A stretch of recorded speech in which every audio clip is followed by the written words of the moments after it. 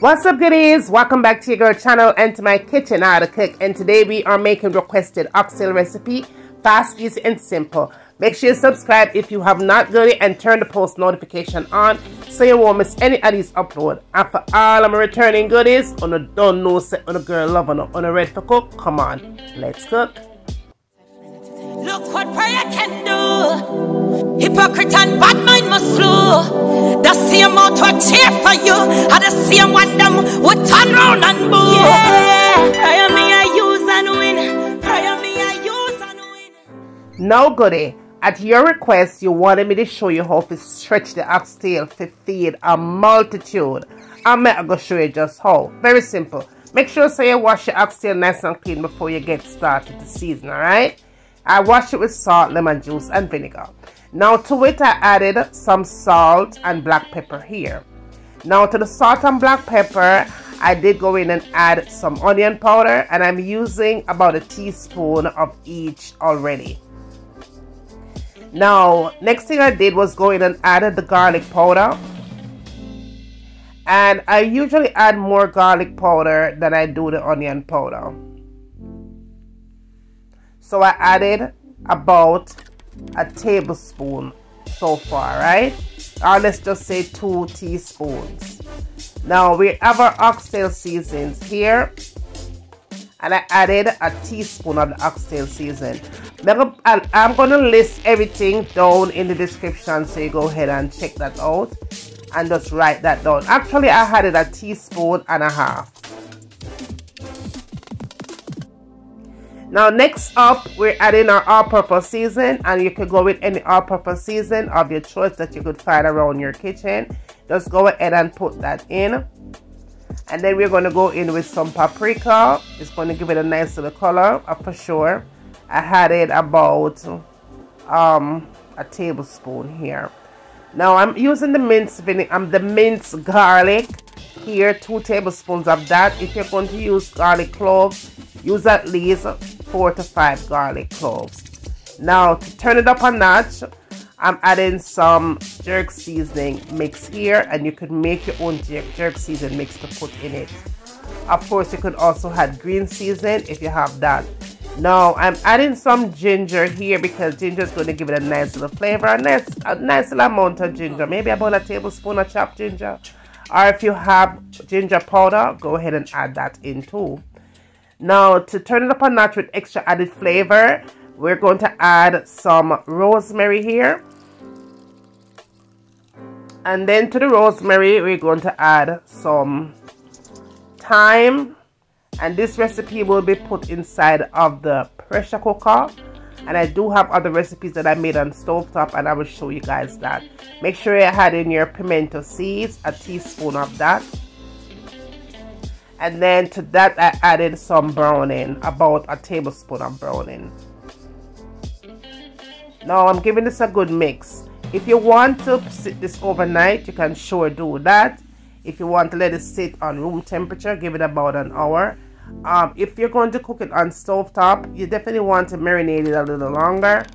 But for me, I'm putting it in my slow cooker. Not my slow cooker. Well, my pressure cooker acts as a slow cooker as well. You guys have been asking me to show you my pressure cooker, and I'm definitely going to show you guys that pressure, alright? Don't worry. You might see it before this one, but we'll see. But I'm definitely going to show you what the pressure cooker is all about. But we're going to cook it inside of that thing today, right? Now this is it right here. If you guys don't have one of this pressure cooker, you need to go out and get it, because I'm telling you, this pressure cooker make my cooking faster. It really motivates me to cook more, I'm telling you. Now, okay, I went ahead and put my oxtails in here. Alright. And we're going to add about 2 cups of water here. I just use the same container that I used to marinate the oxtail. Put a little water in it, because I'm not trying to lose any flavor here. It is all set and ready to go. 2 cups of water here. Perfect.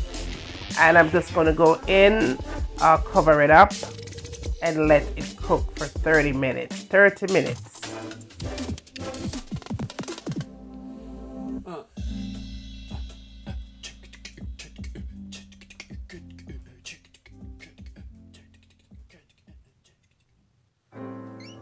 Okay, after 30 minutes, it's all done.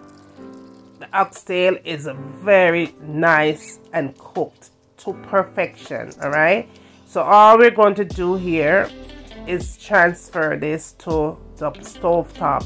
But let me show you the ingredients that I'm going to add here. We have potatoes and carrots, bell pepper, thyme. We have scotch bonnet, scallion, and all of that stuff, right? Remember, we have stretched the recipe to make it serve for a multitude. So add your veggies in. Now we are transferring to stovetop here. Oxtail looking amazing and fabulous. As you can see, when I transfer from the pressure to the stovetop, it starts to cook immediately. In back, I'm cooking rice and peas and plantains and steam, all kind of things I cook. Now we're going to go ahead and just add the veggies in here. Potatoes and carrots and all that stuff. Goody, you requested this recipe. I did make an oxtail recipe not too long ago, but you know what, I'm for sure no open stretch it and make it serve for more than just a few people. I did add tomatoes to it, and I did add a couple leaves of bay leaves. Okay, it gives it a really good flavor. All right, and again, this is your requested recipe for making this so I can stretch in the oxtail, because oxtail is so expensive, y'all. This amount of oxtail that is in this pot, I did pay $40 for this. Trust me, oxtail is massively expensive, really expensive. So we want to stretch it as much as we can so we can serve for the family. Everybody now have a piece of oxtail on them plate, right? Alright, so this is the way to go. Now what I'm going to do here is spice up the veggies, because once you add veggies to your meat and you add water and all them something there, you want to get a little bit more flavor, because you're going to lose flavor if you don't. I did add some black pepper to it, and I did go in and add a little bit more salt on top of that veggie. And of course I went in and add some more of the oxtail seasoning to spice it up a little notch, give it back a flavor that it might have lost when I added the water. And of course, y'all, I'm adding some coconut cream. This is just leftover coconut cream that I use to make my rice and peas, because I cook gungo rice and peas in the pot I want to sit over there, so it has gungo in it. And then I am adding the butter bean, y'all. Yes, we are going to stretch the oxtail. We are going to stretch it in the kitchen today. So just add the butter bean, your carrot, your potatoes, your vegetables, and all them something, the onions, scallion, and thyme, and yes, goody. And stretch it so it can share for everybody.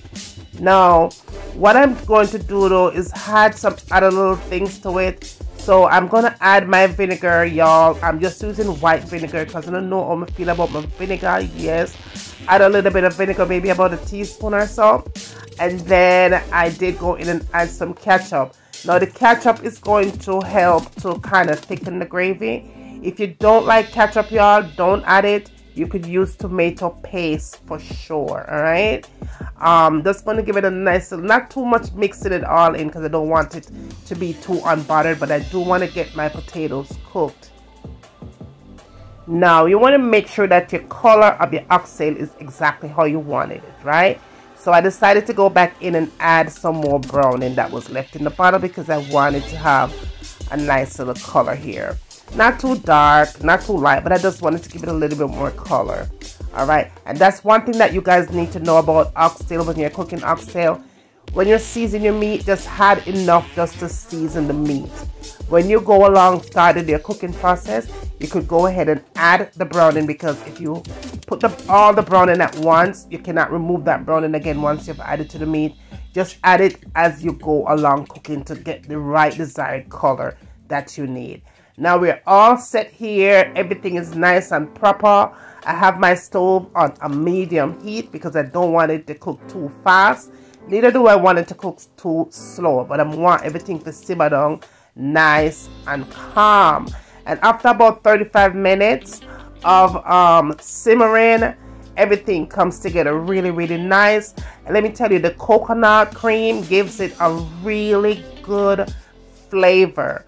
So for those of you that are wondering why did I put the coconut cream in it, give it a try if you have never done that before. It gives the oxtail a left turn, like a massive left turn here.